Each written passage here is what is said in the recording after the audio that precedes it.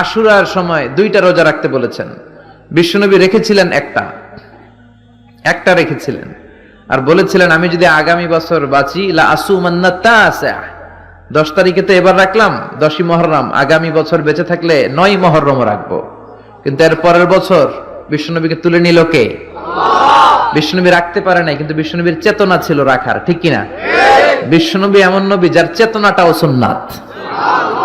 আমরা সুন্নাহ বলতে বিশ্বনবীর কথাগুলোকে বুঝি না, বিশ্বনবীর কথাগুলা সুন্নাত, বিশ্বনবীর আদেশগুলা সুন্নাত, বিশ্বনবীর নিষেধগুলা সুন্নাত। হাত্তাল হারাকাত ওয়াস সাকানাত, তিনি যে নড়তেন এটাও সুন্নাত, তিনি না নড়ে চুপ হয়ে যে বসে থাকতেন এটাও সুন্নাত।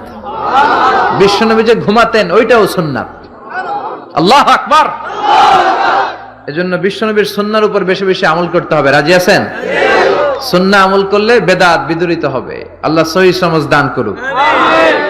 বিশ্বনবী সোমবারে রোজা রাখতেন। আমাদের অনেক মা বোনেরা রোজা রাখতে চায়, তো রাখতে যে তারা কিছু বেদাত করে ফেলে।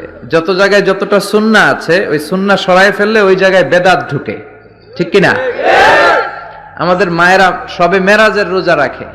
শবে মেরাজের রোজা বলতে শরিয়াতে কোনো রোজা নাই, ঠিক কিনা? বিশ্বনবী যা শিখিয়েছেন তাতে বরকত রহমত বেশি না কম? বিশ্বনবী সোমবার বৃহস্পতিবার রোজা রাখতেন। এজন্য মায়েরা বোনেরা যদি রোজা রাখতে চায় তাদেরকে বলে দিবেন সোম আর বৃহস্পতি রাখবেন। বিশ্বনবী মাসে 3টা স্পেশাল রাখতেন, আইয়ামুল বীদ, 13, 14, 15। মা বোনেরা যদি রাখতে চায় এদেরকে বলে দিবেন তারা যেন এই দিনগুলোতে রাখে।